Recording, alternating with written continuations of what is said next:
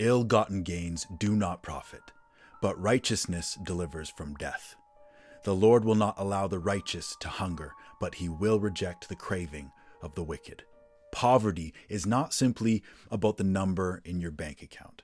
You can be financially wealthy yet destitute in character and spirit.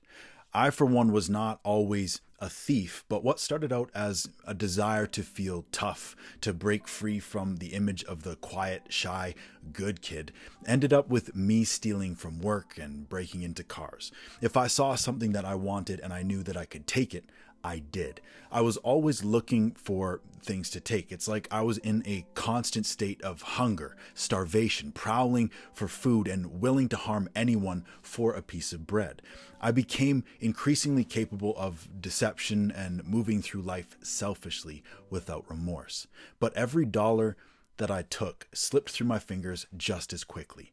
On the outside, I looked like I was doing good, but in reality, I was spending the majority of my energy on greed and on lust, and in doing so, sacrificing my soul piece by piece. And it was through the empty spaces in my integrity that addiction began to crawl its way into my life. God does not give you what you're not ready for, but the devil will.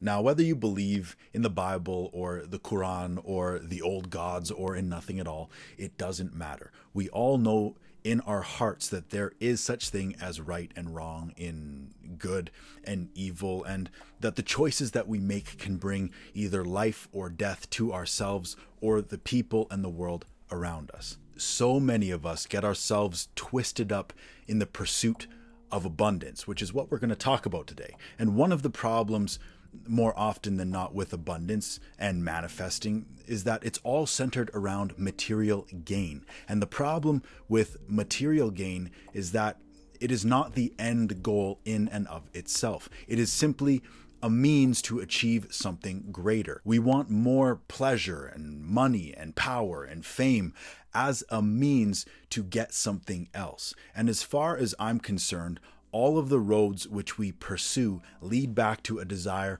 for happiness and meaning, and even deeper still, to feel connected, accepted, and loved.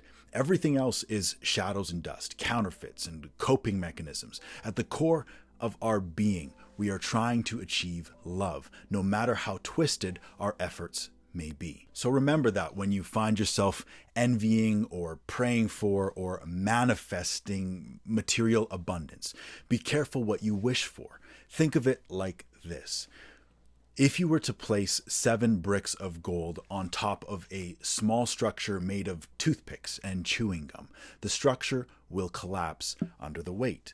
In the same way, abundance will crush those who have not built the necessary framework within themselves to support its weight.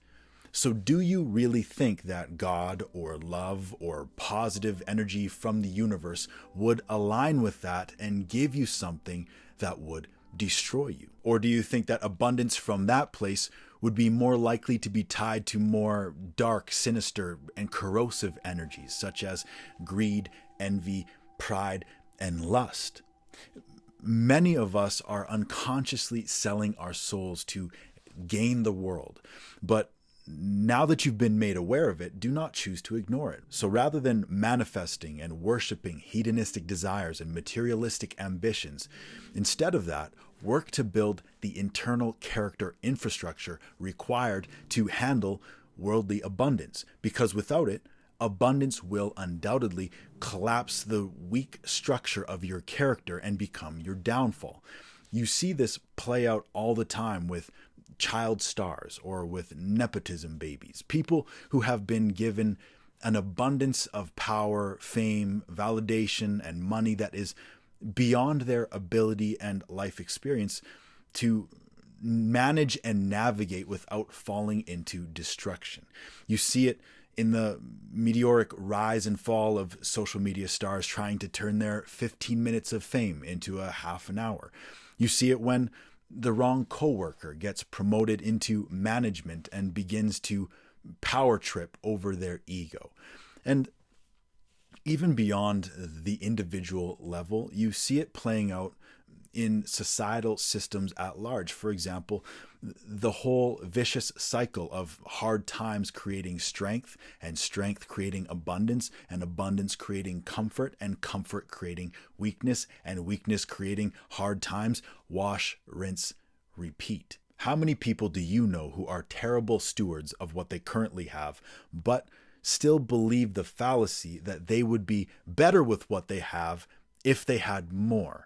Maybe you don't have to look farther than the mirror for such a person, but why would we believe something like this? It makes no sense. If you had a friend who asked you to lend them $100 and then they mismanaged it and blew it on booze and then repeated this pattern a few times, would you continue to trust their ability to manage their money? What would you say if they called you up asking for $1,000 now, complaining about how $100 just wasn't enough, but if they had $1,000, then they would be able to manage it wisely and pay you back?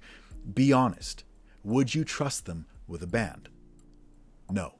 Okay, so then why are you asking for more when you're not successfully managing what you already have been given? What business do you have with abundance beyond audacity and entitlement? Here's a wild stat. The FCP Board of Standards says nearly 1/3 of lottery winners eventually declares bankruptcy, and lottery winners are more likely to declare bankruptcy within 3 to 5 years than the average American. I don't know about you, but that is extremely difficult to wrap my head around, especially as we face the most challenging economic and household financial climate in generations, with over 50% of Canadians not even having $1,000 available in case of an emergency. It's hard to say just how much of the struggle is due to irresponsible choices, and I'm no economist, and everyone has their own story and their own deck of cards to play from. All I do know, though, is you have to watch what you eat. What you consume eventually consumes you. Above all else, guard your heart, because everything you do flows from it. When you pray for or try to manifest abundance, if you are not in the proper heart posture, if you are more focused on outcomes than infrastructure, you will begin to tie your worth to the outcomes. You will start to focus more on external validation than internal validation, on what you need to get rather than what you have to give. Ironically, you begin to feed into the scarcity of what you don't have rather than the abundance of what you do. Joy and gratitude will begin to elude you as comparison casts a growing shadow over your life. At least that's what I experienced. I was more focused on achieving sex than creating intimacy, on getting quick money rather than investing in financial responsibility.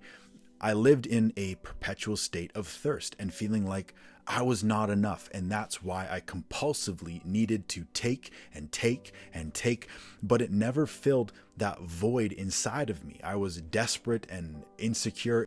It's like I was consuming highly processed fast food for my heart and my mind, and that filled me with dopamine in the moment, and it tasted great, but ultimately it only left me sicker and weaker.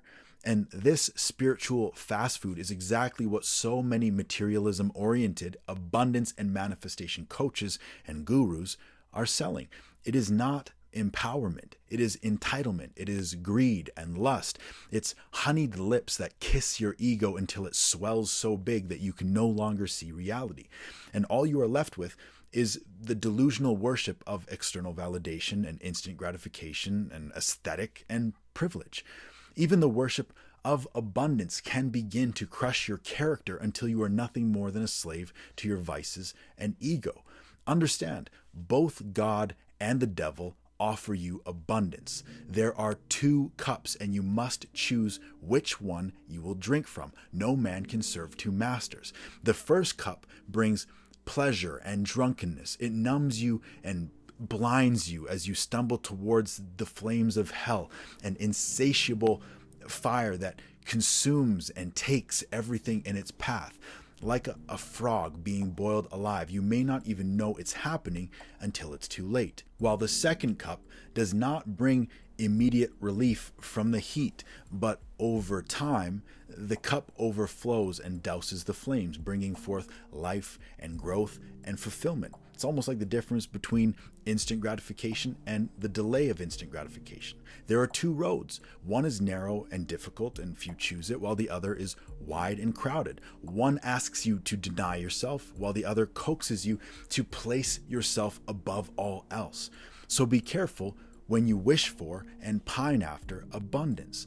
It is better that you instead work to build the strength and experience of character required to carry its weight.